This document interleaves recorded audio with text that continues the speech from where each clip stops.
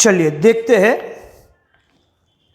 एक नया क्वेश्चन, थोड़ा ट्रिकी है, पढ़ते हैं properly. The probability that a contractor will get a plumbing contract is 2/3 and he will not gate an electric contract. देखो, plumbing contract मिलने की प्रोबेबिलिटी दी हुई है और इलेक्ट्रिक कॉन्ट्रैक्ट नहीं मिलने की probability, not getting electric contract, वो है 5/9। If the probability of getting at least one contract is 4/5, what is the probability that he will get both contracts?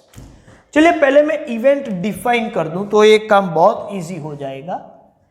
Late event A, a contractor gets an electric contract और event B है जिसको हम बनाते हैं a contractor gets a plumbing contract. Okay, अब P of A क्या है? Probability that he will get an electric contract वो दिया हुआ है एंड दैट प्रोबेबिलिटी इज 2/3। लेकिन इसके बाद जो है प्रोबेबिलिटी हम B की नहीं, हमारे पास B डैश प्रोबेबिलिटी है, क्योंकि गेटिंग प्लम्बिंग कॉन्ट्रैक्ट को मैं इवेंट B बनाऊं तो प्रोबेबिलिटी है नॉट गेटिंग, मतलब B डैश की प्रोबेबिलिटी दी हुई है और वो 5/9 है और P ऑफ B डैश 5/9 है, तो इसके ऊपर मैं बोल सकता हूं P ऑफ B हो जाएगा 4/9, 1 माइनस 5/9।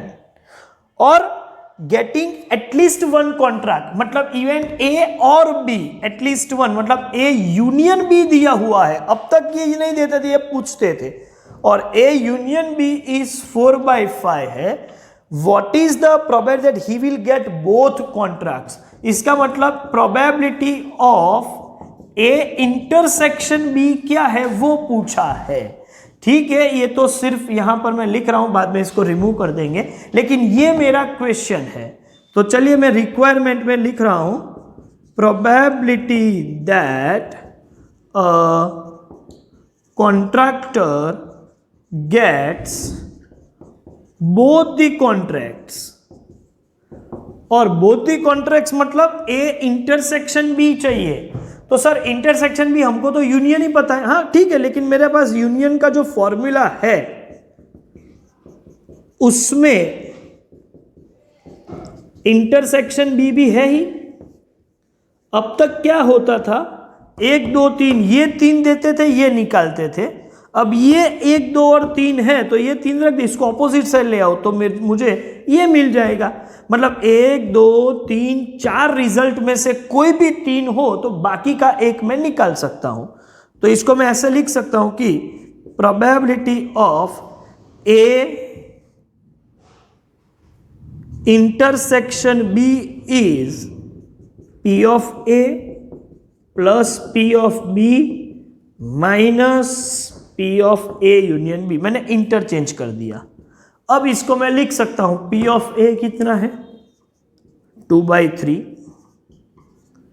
P ऑफ B कितना है 4/9 और एटलीस्ट वन मतलब P of A union B कितना है 4/5।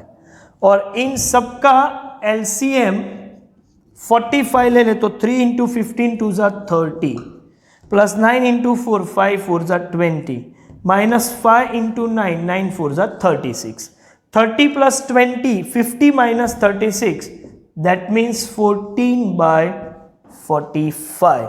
तो ये है probability that he will get both the contract. The answer is 14/45। Clear? Based on this you can complete all other question as homework up to question number 30। ये आपका homework होगा। ठीक है, थैंक यू वेरी मच।